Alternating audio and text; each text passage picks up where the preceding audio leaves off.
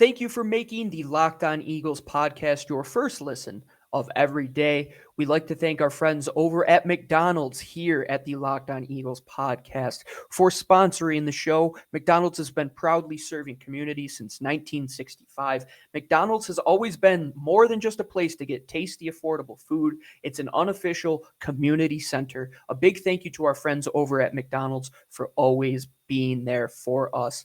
I'm loving it.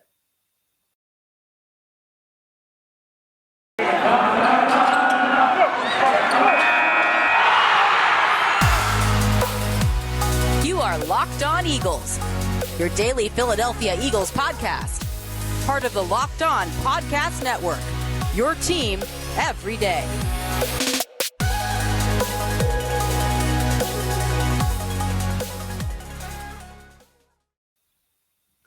Looky here, got a Troy Vincent, a Todd Pinkston. Oh, good afternoon, everybody. I'm Gino Cammilleri here, the host of the Locked On Eagles podcast on this Tuesday edition of the show. Thank you for making the Locked On Eagles podcast your first listen of every single day. And you just caught me in the middle at taking a look at some of these trading cards I got here from back in the day. When I moved here to Denver, I had a box of these things. I just took a look at them. We got a Chad Lewis. What a gem. Coy Detmer. Oh, that's a beauty. James Thrash. Unbelievable name. And one of my favorites, Hugh Douglas. Take a look at that, baby. And it's kind of funny that I was looking at these trading cards here on this Tuesday, and we are now, 2 weeks away from the trade deadline. So it clicked to me. Let's take some stock while I was looking at some trading cards and take a look at some trade chips that the Eagles have. And finding out who you are able to trade comes down to two variables, I would say. I would say, one, looking in-house at your team. Do you have a replacement for that player? Are they in a contract year? Do you see them in the plans moving forward? And then two, I believe it's dictated by the market. When you go into the trade deadline, you have to have buyers and you have to have sellers. And so far, we have seen that the Eagles are on the path, and it is looking even more evident that they will be sellers at the deadline. And they have already moved Zach Ertz for Tay Gowan and a fifth-round pick in 2022 to the Arizona Cardinals. Now they are 3 games back in the division to the Dallas Cowboys. They're sitting at 2-4. The NFC looks like it is the conference to beat right now.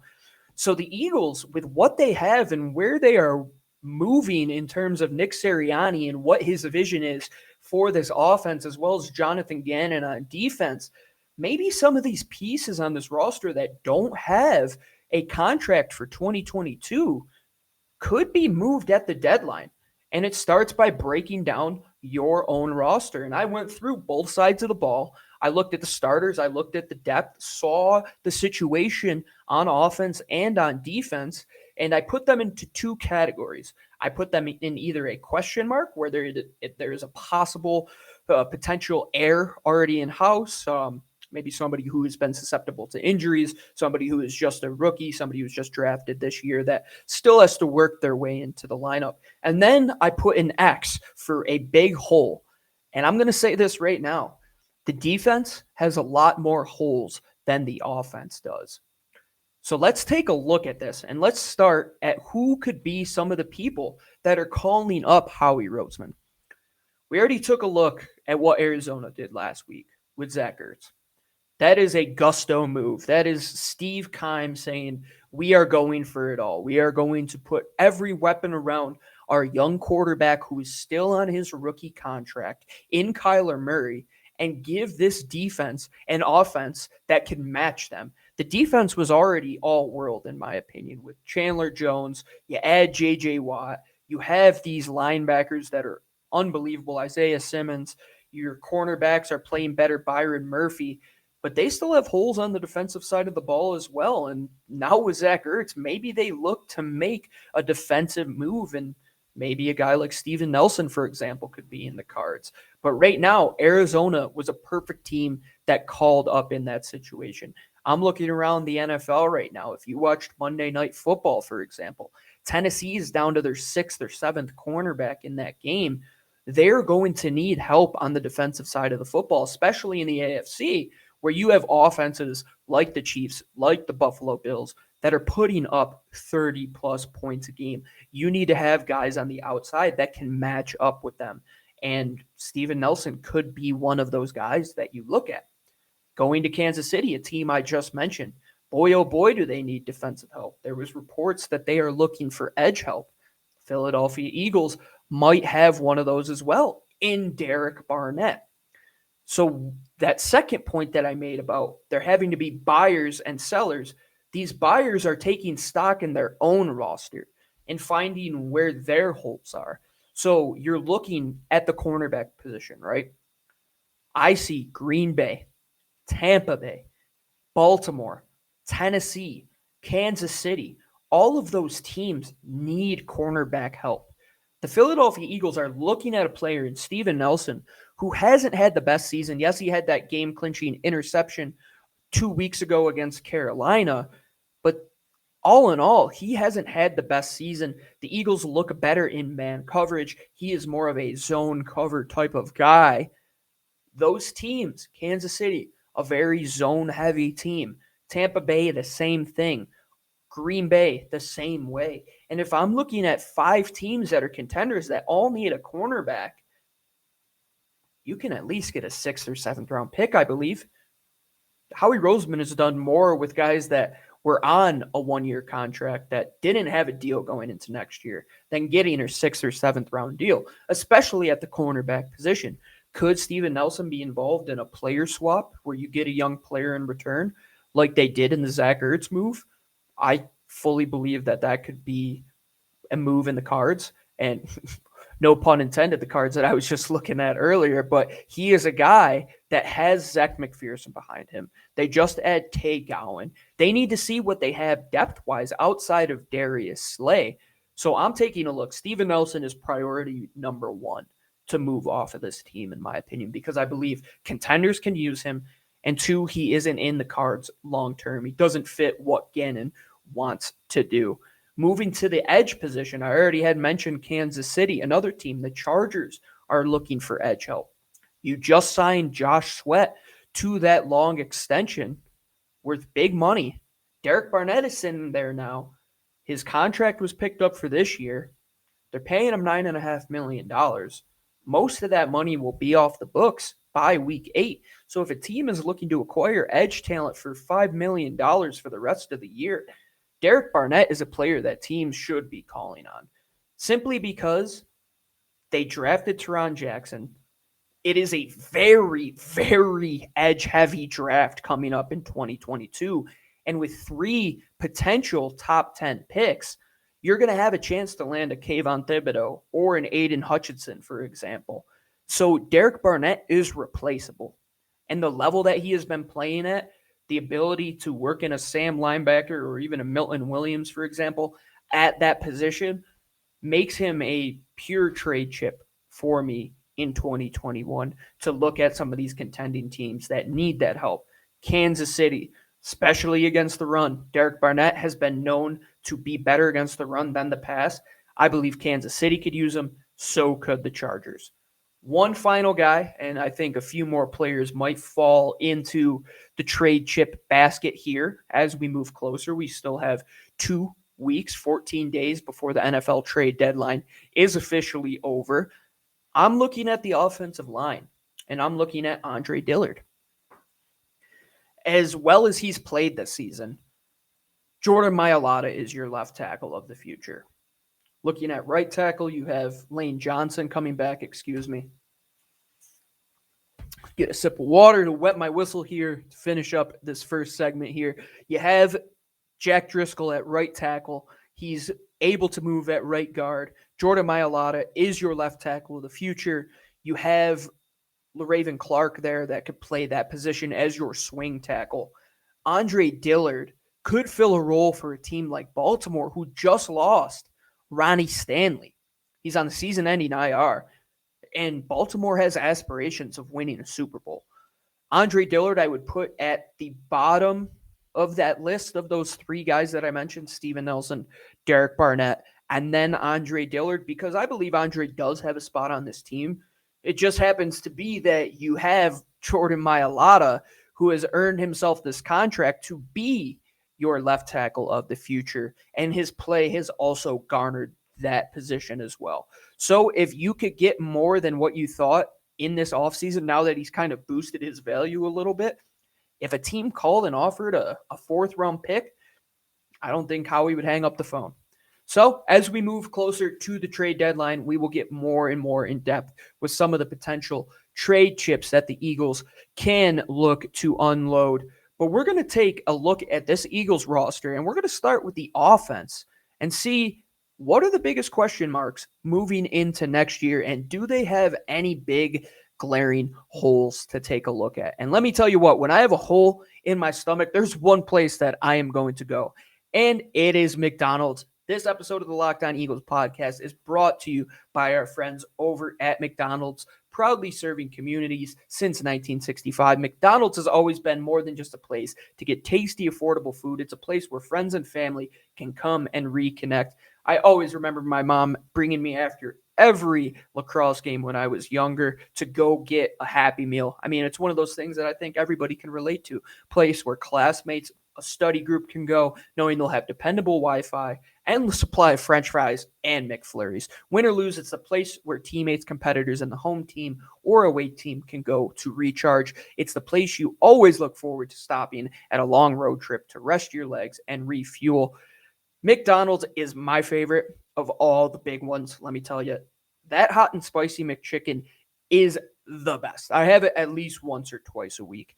When I'm recording this show and sometimes it goes late and I need something quick, I have my Built Bar and maybe I'll go grab some McDonald's as well. So after a busy day, make sure you go get your McDonald's to fuel up and recharge. Whatever you're doing, watching the game, hanging out with your friends, go there to McDonald's. So you heard that your local McDonald's is the place to go. And did somebody say the Locked On Eagles podcast watch party at McDonald's might be doing that? I'm loving it. All right, everybody, welcome on back here to this Tuesday edition of the show. Gino Cammilleri here on the Locked On Eagles podcast, your first listen of every day, Monday, Tuesday, Wednesday, Thursday, Friday, sometimes Saturdays and Sundays. No other podcast, no other free podcast at least, provides you this much in-depth information every week on the microphone, on video. Lou's doing written work for Fox 43. You could find us all over the place. And today we are going to continue to talk about what it takes to evaluate your roster and who you can look to move at the trade deadline if you feel like you have suitable heirs at that position. So I went down the Eagles roster here. We'll start with offense, as I prefaced before we took that break. Starting at the wide receiver position, because I think this one is the easiest to kind of evaluate currently. Not as many moving parts, I would say, as the offensive line, which does have depth. But wide receiver, I think there's a clear picture of where they are moving. Quez, number 2, I think he's deserved it. Devontae Smith's your clear number 1. Jalen Reagor, I put a question mark to because it could be a potential upgrade position, but he still has to develop in his game. I think he has flashed potential in the first few weeks here. He's just a little bit off with the timing of Jalen Hurts, but wide receiver, I think you have a clear picture who your big 3 guys are. So I just put a question mark next to Reagor. One of the 2 question marks I have on this offense. The second would be the quarterback position in Jalen Hurts. Much like Jalen Reagor, we're evaluating both of these Jalen still. We have a lot of tape to get on these guys here in the rest of the season to see where they stand moving forward, because clearly the Eagles don't have a backup plan at quarterback outside of Jalen Hurts. So if he isn't the guy, that question mark then becomes a hole. I'm keeping a question mark on it because I like to think positive, and I like to hope that Jalen Hurts can improve upon a lot of those issues that he has faced here in the first couple weeks and overcome adversity like we have seen him do in his college days. Going down the rest of the list, running back, you're set with Miles Sanders and Kenny Gainwell. Could a team call on Boston Scott? Potentially. They haven't really used him too much. He is a valuable asset in this league. Could a team that needs a running back call on Boston Scott? I think potentially, because Kenny G is the future there behind Miles Sanders. Tight end, we have Dallas Goedert. They know they believe highly in Tyree Jackson. who should be coming off the IR here in the next couple weeks. They also have a young Jack Stoll. They have Noah Togia, who they just brought back from the Indianapolis Colts, moving to offensive line, also settled there. This one, though, a lot of moving parts. You look at left tackle, it should be Jordan Mailata. Right tackle, I think with Lane Johnson being back, he's ultimately your number one, but we don't know what his future could be. We cross our fingers and hope for the best. But if you don't, I believe you have a great backup plan in Jack Driscoll. This team thinks very highly of Jack, and I have Jack covering 2 holes on this roster, and that's right tackle or right guard. He could even play left guard or left tackle if need be. But right now, he shores up that right side of the ball, where at right guard, he might already be the next guy to take Brandon Brooks' position next to Lane Johnson. There was talks that they looked to move Brandon Brooks prior to the season with the injury. Should they be looking to get out from that contract? I do believe so. As highly as I feel of Brandon Brooks, I believe it's time to move on just with where he is in his career. Speaking of guys moving on, at center, Kelsey, right now, he is the guy. But if not, and he moves on, you have Landon Dickerson. You have Nate Herbig, who has taken snaps. They do a good job supplementing a lot of these positions and putting guys in position to learn said position. Sorry to use that word so much, but when you're cross-training these guys, they have to be able to move inside. They have to be able to play center if they're a guard/center combo. They have to be able to play right guard or right tackle if they're that type of swing player. You have to be able to play multiple positions. So Landon Dickerson at left guard is the best option currently, but when Isaac Seumalo comes back, he should garner that starting role back simply because he's better than most people believe he has been. His contract is super team friendly, and Landon Dickerson should be the heir apparent to Jason Kelsey at center simply because his football intelligence is off the charts. And left tackle, that's shirt up by the man from down under, Jordan Mailata, the young rugby star who is now going to cement himself as one of the best tackles in football here within the next couple years. And I believe that they have a guy that can shore up the left tackle position for a decade here to only make it 3 guys to cement that left tackle position since 1998 when Trey Thomas was drafted by the Eagles. So in total, I don't have any holes. So any X's, I didn't put 1 X through this offensive roster. I believe they have 2 question marks, but having 9 sure starters / role players coming back who could start next year is very good, in my opinion. Because you have a young offense that has to mesh and figure out under Nick Sirianni what their identity is going to be.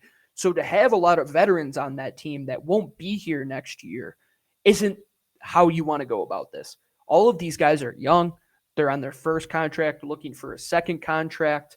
Outside of Jason Kelsey and Lane, you don't have many big deals to worry about outside of Jordan Mailata, and you can work a lot of that offense by having a quarterback on a rookie deal, which is one of the biggest positives that Jalen Hurts brings to this team. So in total, offense, 0 holes, 2 question marks. They are shored up here through 2021 and hopefully moving into 2022. When we get back to finish up the show, we will talk about the defense, which has a much bigger mountain to climb in terms of getting personnel to buck up for 2021 and the rest of 2022 moving forward. But before we do that, we have a message from our friends over at the Beachbound podcast. In life, we're all bound to different things. With beachbound.com vacations, you could be bound for adventure, bound for passion, bound for discovery, or bound for togetherness, bound for immersion, bound for rejuvenation, or may you be bound for encountering the unexpected. Personally, when I'm at a beach resort, I'm bound to end up poolside bar or maybe creating my own taco flight. Did they write this for me personally? Because that is as spot on as could be. As long as I've got a good view and a good drink in my hand, I'm happy as could be. With beachbound.com, you can find the perfect beach vacation for you, no matter what you are looking for. What are you bound for? Visit beachbound.com today. This show is also brought to you by our friends over at Rock Auto. With the ever-increasing number of make models, it is now impossible for your local chain auto parts store to stock every part that you need. Why endure the questioning by the guy at the counter or lady at the counter? And when they say, okay, this is the part I have, it's the only one from their warehouse, which happens to be the most expensive one. You have a computer, you have a phone, go to rockauto.com today at home or in your pocket. Why spend more time, more money waiting at a store when you could do it all online and in your hand? Rock Auto is also a family-owned business serving do-it-yourselfers for over 20 years. Rock Auto's prices are reliably low for every single customers. Go to rockauto.com and see all the parts available for your car or truck. Right, Locked On in their How Did You Hear About Us box so they know that we sent you. Locked On Eagles podcast. Thanks, our friends over at Rock Auto.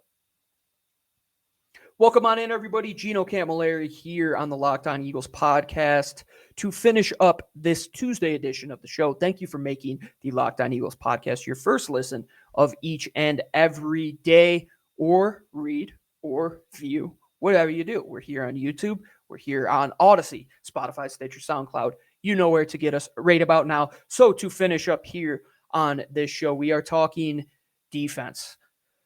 Let me get a drink of water for this one because I have a lot to say about this unit.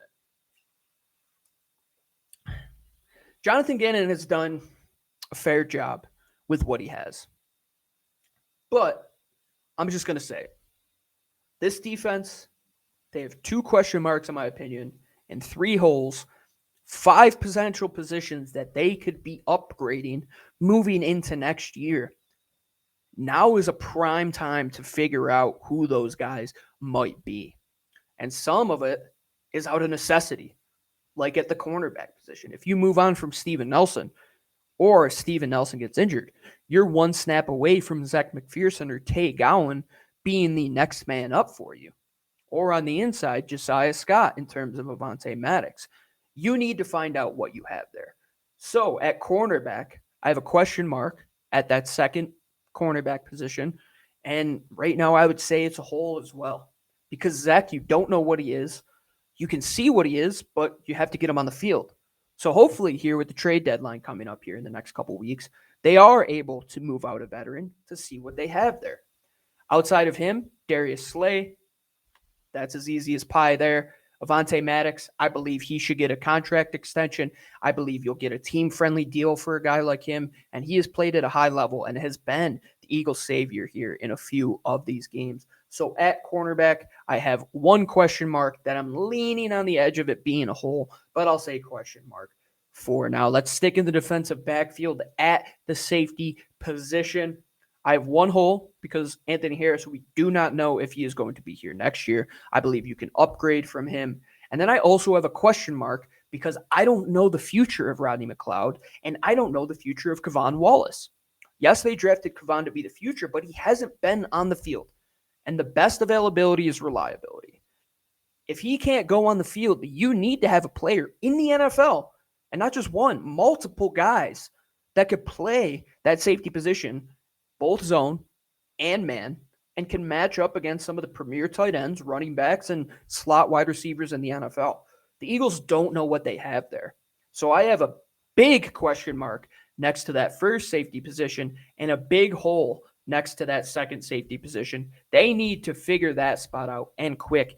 In this draft, I'm looking at Kyle Hamilton early on to fill that role. You know I've been shouting for 3 years, if you've listened to this show, for the Eagles to draft a safety. Juan Thornhill, Nasir Adderley, Darnell Savage, Chauncey Gardner-Johnson. The list goes on and on. Now the Eagles, who have sat on their hands there, and as well at linebacker, are going to pay for missing out at that position. Moving to linebacker, I have 1 hole and then 1 position I believe Davian Taylor should not lose within the next couple of years here in Philadelphia. And in the NFL, you need 2 guys that have that type of athleticism, that type of veracity, that vicious attitude against the run that Davion Taylor brings. You don't have it in Eric Wilson. You don't have it in Alex Singleton. Sean Bradley, you might have it, but you don't put him on the field. TJ Edwards is simply a run stopper. You need to address that position, and quickly. And I look at that hole and safety's hole, and I say, you have to fill those as soon as possible, or you are going to be beaten continuously by premier NFL offenses. Because offenses, now are run through the intermediate passing game in the middle of the field with tight ends like in your division.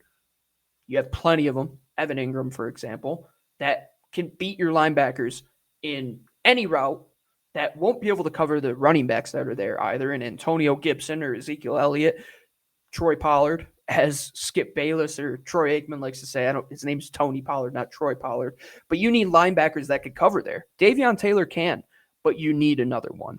So I'm looking there, and safety is my top two right now. Moving to the defensive line, interior, I think you're set. Fletcher Cox, Javon Hargrave, Milton Williams, Hassan Ridgeway. Got a good core there. Edge number 1, Josh Sweat, locked up. I put a hole at edge number 2 because if you move Derek Barnett, which I believe they will, either during the season or he will move on after the season, you only have Teron Jackson there as the next young player to take that role. He could be a good role player in this league, but I don't believe he can be a starting player in his second season or even after the trade deadline if Derek Barnett were to move. This class is loaded with edge talent. I believe they'll find that guy that can play opposite of Josh Sweat in this class, and they love drafting in that position, defensive ends. They love drafting in the trenches, and when you have high picks in this type of class, I could fully believe that happening. Then the last position, a unique position, the Sam linebacker position. I put a question mark because Patrick Johnson is developing at that spot. Jannard Avery definitely is not. He's not in the plans moving forward. I can't see him being here past this season. Patrick Johnson has played well in his limited role, but now in the NFL, if you were putting out a Sam linebacker like that, you're looking at Pittsburgh, who has TJ Watt playing that position, and you're saying, okay, we can upgrade in a big way to play a very important role, a guy who has to drop into some fire zone coverages to cover some of those quick curler routes, a guy who has to get after the quarterback, a guy who has to have length. They need a player at that position that is better and is an upgrade from Jannard Avery. So to put the defensive side of the ball to bed, I have 2 question marks and 3 holes, 3 X's, 3 positions that they need to address in a big way in this offseason.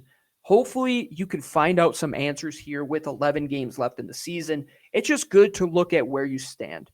And Nick Sirianni said this weekend he was going to do a lot of self-scouting moving into this week 7 matchup here against the Las Vegas Raiders. So that's what we did here on this edition of the Locked On Eagles podcast. And as always, we thank you for making the Locked On Eagles podcast your first listen of each and every day. For your second listen, go listen to our friends over at the Peacock and Williamson podcast. Brian Peacock and former scout Matt Williamson give you their expert analysis in less than 30 minutes. It's free and available on all platforms on YouTube, Spotify, Stitcher, SoundCloud, Odyssey, for our friends here on the Locked On Eagles podcast. Also find our written work at Fox 43. Find my co-host at DBLCLOE on Twitter. Find the mothership at Locked On Birds. Find myself.